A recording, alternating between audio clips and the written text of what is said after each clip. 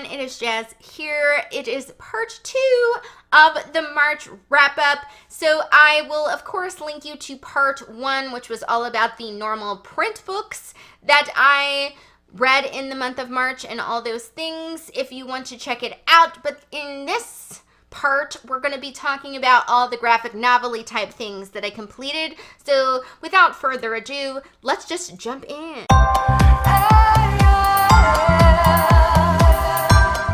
Oh, I'm going to preamble by saying that most of the authors of everything that I read, I cannot pronounce. So if I don't say somebody's name, it's just because I don't want to butcher it. The first book that I completed in March, actually, was Anyas Ghost. This was a graphic novel that centers around a teenage girl named Anya, of course, and she's just kind of a normal angsty teen. But one day she falls down a well and makes a new friend, and this friend has been dead for, a little bit like a century and causes a few problems for Anya, as you can imagine. I did like this quite a bit. It's very quick to read. You can sit and read it in one sitting. The art style is kind of fun. I really like how the features of the different characters are drawn.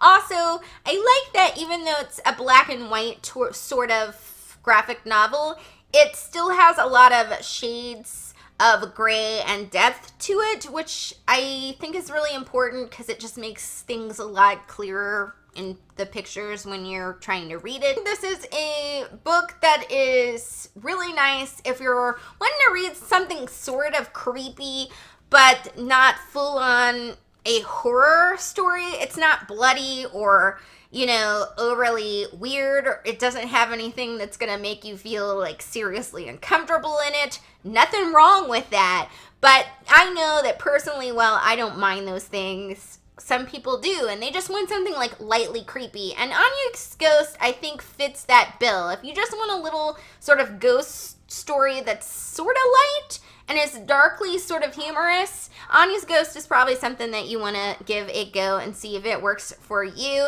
Now, speaking of humorous, it is pretty hilarious in places, which I think is a nice element to it. The ghost has a lot of fun quips, and her development throughout the story can be occasionally funny. It's dark funny, but occasionally. And then Anya, of course, with her sort of sarcasm and angsty teenism, is a little bit humorous in terms of that aspect of her character. Another thing that I think is really interesting about this graphic novel is that it does talk about citizenship for people from another country, and also just how a teenager would feel if they're coming from a different country experience and they're trying to merge into American culture. Anya is coming from a different country, and she definitely feels the need to lose her accent, learn English quickly so that she can merge in with other American teenagers and not feel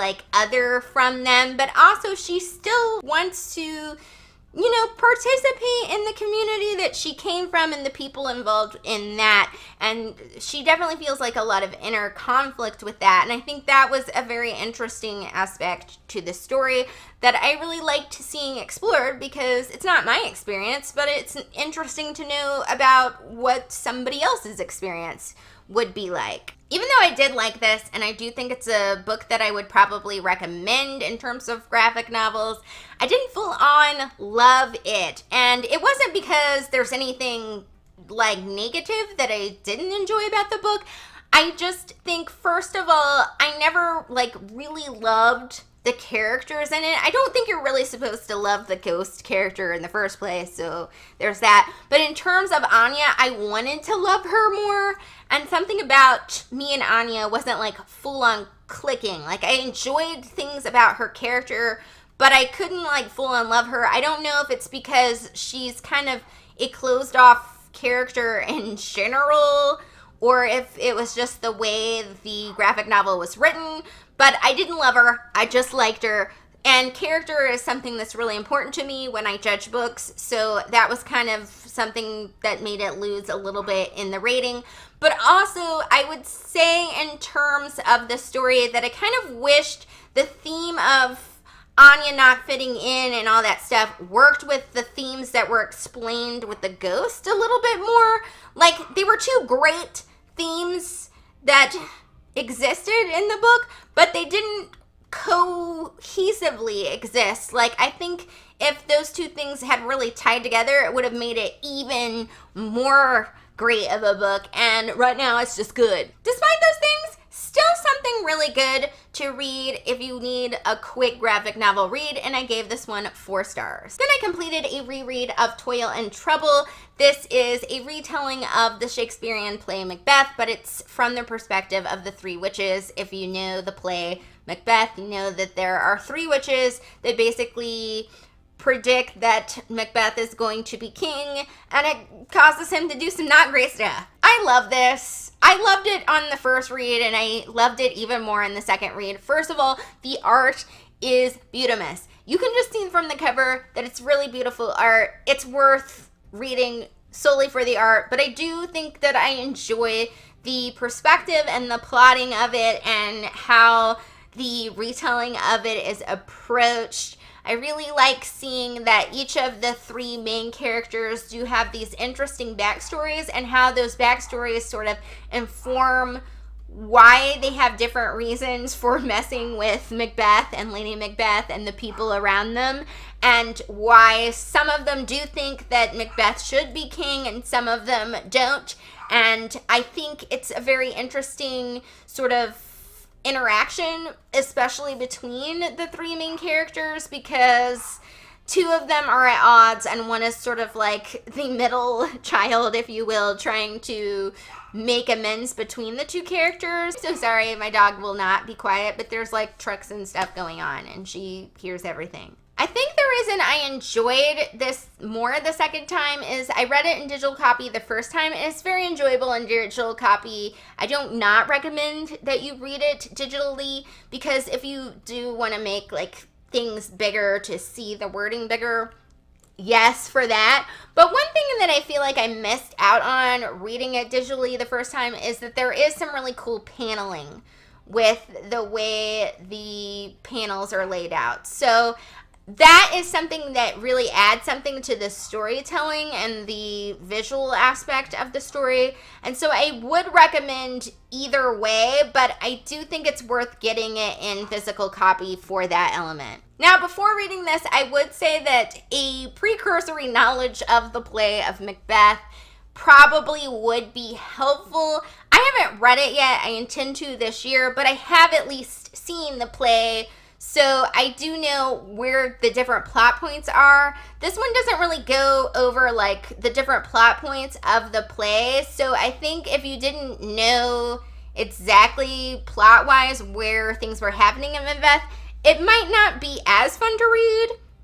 I don't know. I'm not sure. But I think it would be more fun if you do have some knowledge of Macbeth. So either read a little summary of Macbeth before you pick up this graphic novel, or go ahead and watch it or read the play, something like that, so that you know kind of where everything goes. If you couldn't tell, I love everything about this. I gave this 5 stars. Next, I'm going to talk about Lock and Key, Welcome to Lovecraft, which is the first volume in the Lock and Key graphic novel series by Joe Hill. This graphic novel is about a family that goes through a really traumatic experience, and it leads to them moving to an ancestral sort of home called the Key House.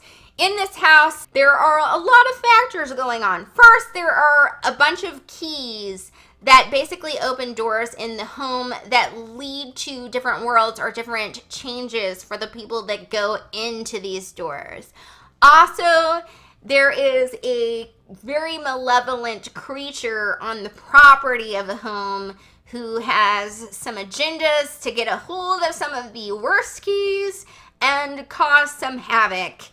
And it kind of also connects to the initial trauma that the characters went through in the first part of the graphic novel. So it's insanity. Lock and Key is a true horror novel. Like, prep yourself for the blood and the insanity, because you're gonna get that in this. elements, and definitely it's for the grown-up group because, craziness.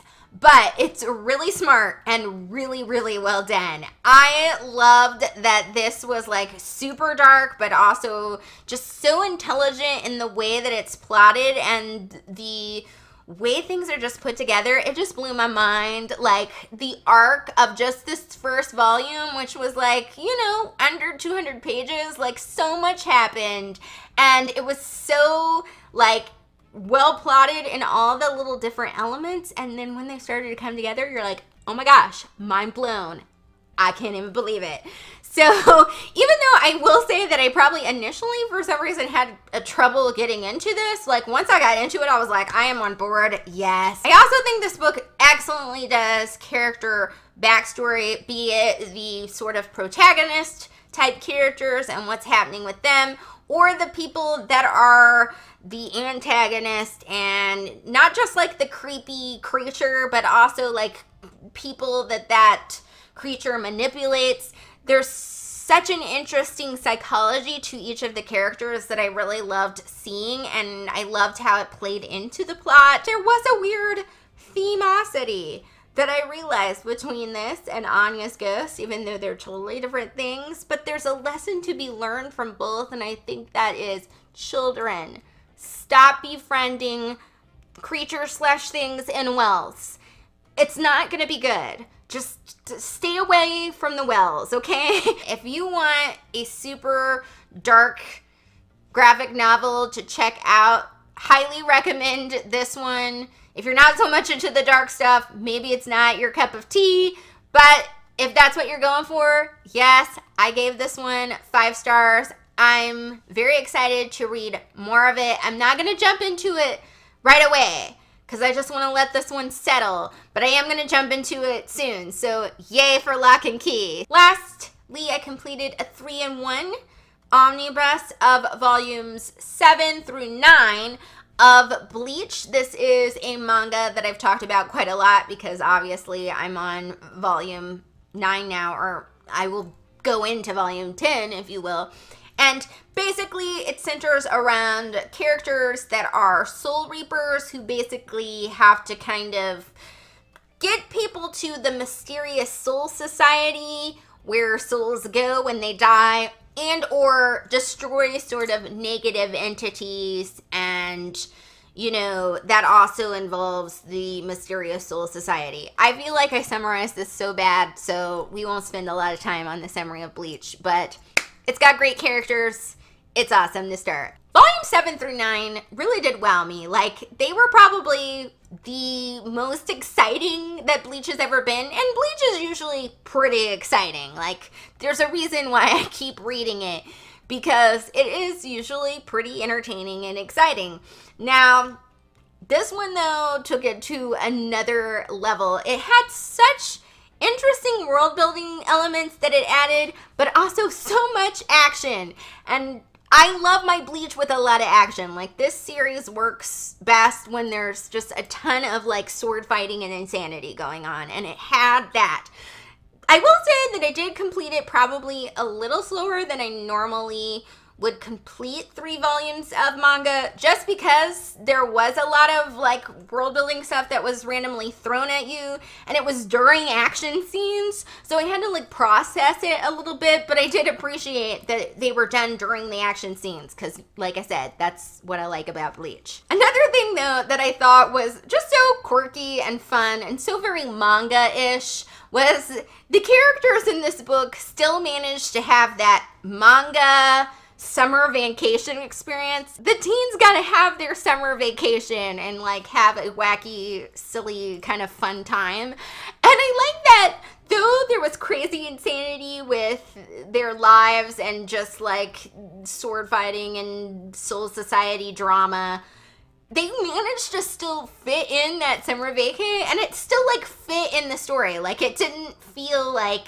it was trying too hard to fit that, quintessential manga element into it. So it gets super props for fitting in something, kind of different and fun. And you kind of needed that relaxation of that summer vacation because, like I said, a lot was happening. Speaking of the Soul Society, this one particularly talked about the Soul Society and it became slightly less mysterious, and I really liked learning just new elements about that part of this world, and it was very, very exciting. I also liked seeing a lot of the characters that haven't previously gotten to work together before start to work together. So yes, so much about volumes 7 through 9. That was the bomb. I was very sad when I didn't have any more Bleach to read, and I have now checked out more Bleach at the library so that I can find out what happens with everything that's going on. It's safe to say, I highly enjoyed this. I gave this one 5 stars as well. So those are all my reviews of the graphic novels and manga that I read in the month of March. I hope you enjoyed hearing all my thoughts on them. Like I said, the link to part 1 is in all the places where links exist, so definitely check that out if you want to know about those other books. And I think that is it for today, my fabulous peeps. I will see you all soon. Bye!